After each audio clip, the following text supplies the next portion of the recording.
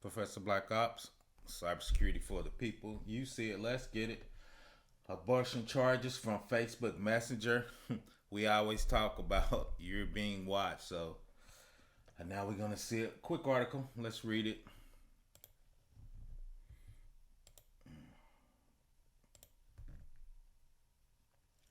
Make that a little bigger.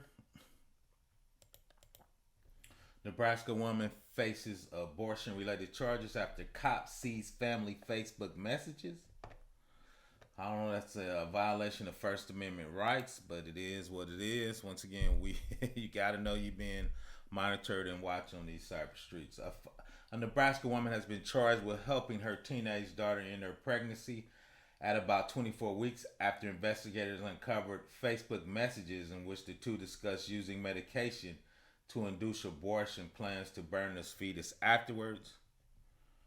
The prosecutor handling the case said it's the first time he has charged anyone in illegally performing abortion after 20 weeks, a restriction that was passed in 2010 before the United States Supreme Court overturned Roe v. Wade in June. States weren't allowed to enforce abortion plans until a point at which the fetus considered viable outside the womb at roughly 24 weeks. In one of the Facebook messages, Jessica Burgess, 41, tells her then 17-year-old daughter that she has obtained abortion pills for her and gives her instructions on how to take them to end the pregnancy. The daughter, meanwhile, has talked about how she can't wait to get the thing out of her body. A detective wrote in court's document, "I would finally be able to wear jeans," she says in one of the messages. Law enforcement authorities obtained the messages with a search warrant and detail of them in court documents. In early June, the mother and daughter were only charged with the single felony for removing and concealing the abandoned body and two misdemeanors for concealing the death of another person and false reporting. It wasn't until a month later, after investigators reviewed the private Facebook message, that they added the felony abortion related charges against the mother. The daughter, who is now 18, is being charged as the prosecutor requested.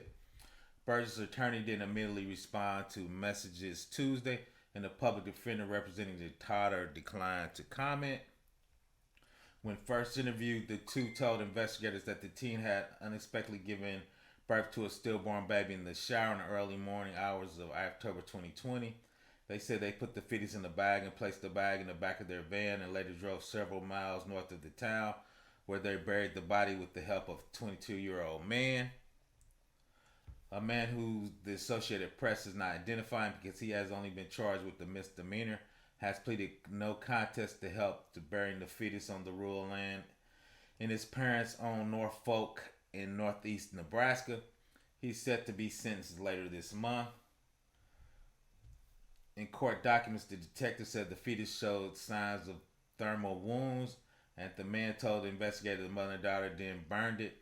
He also wrote the daughter confirmed in a Facebook exchange with her mother that the two would burn the evidence afterwards. Based on medical records, the fetus was more than 23 weeks old, the detective wrote. Burgess later admitted to the investigators to buying the abortion pills for the birth of instigating a miscarriage. At first, the mother and daughter said they didn't remember the date when the stillborn happened, but according to detectives, the daughter later confirmed that the date consulting her Facebook message after he sought the warrant. He said,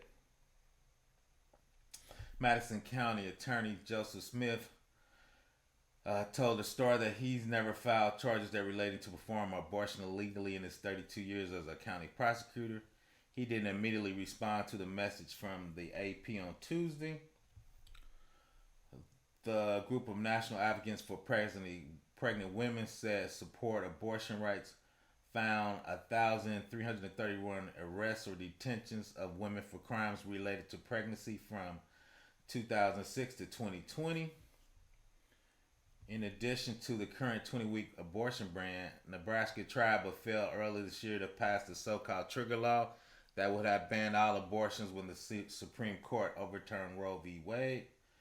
A Facebook spokesman declined to talk about the details in the case, but the company says the official at the social giant always scrutinizes every government request we receive to make sure it's legally valid. I'm sure they're talking about the search warrant. Facebook said it would fight back against requests that it thinks are invalid or too broad, but the company said it gave investigators information in about 80% of the 60,000 times when the government requested data in the second half of this year. So that was 60,000 times in the second half of this year. And the search warrant was granted 88% of the time. Once again, I never comment on Roe v. Wade, but obviously the government is watching your Facebook Messenger. Once again, be safe in these cybersecurity streets. Mass surveillance. Please subscribe.